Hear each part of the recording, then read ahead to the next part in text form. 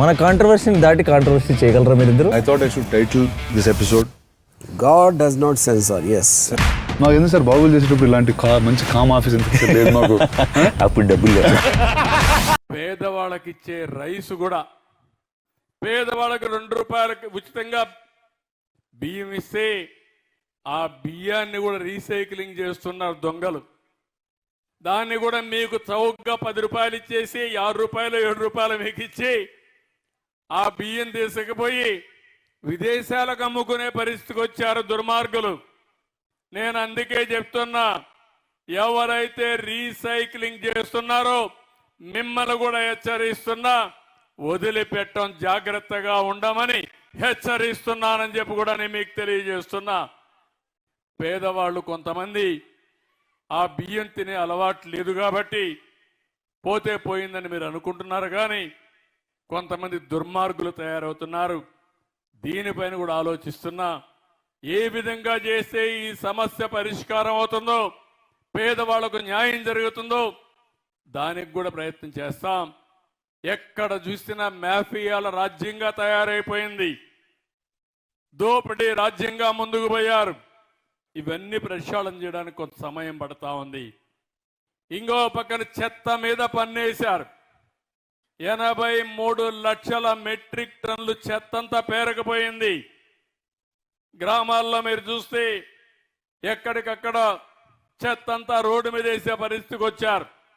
నేను అప్పట్లోనే దగ్గర 10,000 12,000 వేస్ట్ కాంపోస్ట్ అని షెడ్లు కట్టి అక్కడ ఎరువులు తయారు చేసి మళ్ళా పొలాలకు పంపించడం, సీసాలు ఇవన్నీ ఉంటే రీసైక్లింగ్ పంపించే ఏర్పాటు చేశాం. అవన్నీ మళ్ళీ పరిశుభ్రమైన గ్రామాలు చేస్తాం. ఎక్కడికక్కడ ఏ గ్రామం చూసినా ఒక పరిశుద్ధమైన గ్రామంగా, క్లీన్ విలేజ్గా తయారు చేసే బాధ్యత ఈ ప్రభుత్వం తీసుకుంటాం. ఈరోజు నేను ఈ గ్రామానికి వస్తే మెజారిటీ అంతా కూడా బీసీలే.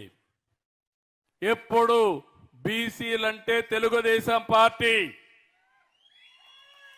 ఇప్పుడే కాదు, మొట్టమొదటి నుంచి కూడా ఎన్టీ రామారావు గారు పార్టీ పెట్టినప్పటి నుంచి పార్టీని ఆదరించింది ఇక్కడుండే బీసీలే. అందుకే నేను ఎన్నికల్లో కూడా చెప్పాను, బీసీలకు న్యాయం చేసే బాధ్యత తీసుకుంటామని చెప్పాం.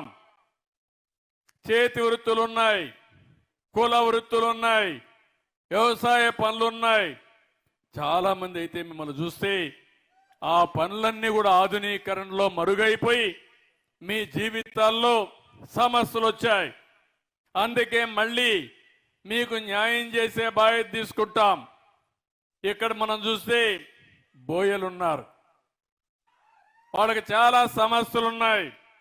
అందుకే ఈసారి మీరు చూసినప్పుడు ఇక్కడ ఎమ్మెల్యే ఎంపీ ఇద్దరు కూడా బోయ కులానికి ఇచ్చామంటే అది తెలుగుదేశం పార్టీ.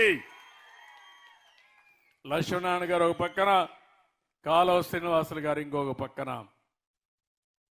అనంతపూర్ కానీ కర్నూలు కానీ ఏదైతే కురబ కులస్తులకు ఇచ్చాం, ఎమ్మెల్యేగా మంత్రిగా జిల్లాలో కురబకి ఇచ్చామంటే అది తెలుగుదేశం పార్టీ. పేదల పట్ల బీసీల పట్ల ఉండే సానుకూలత అని చెప్పి కూడా నేను మీకు తెలియజేస్తున్నా. ప్రతి ఒక్క కులాన్ని పైకి తీసుకురావడానికి ఆలోచిస్తున్నాను.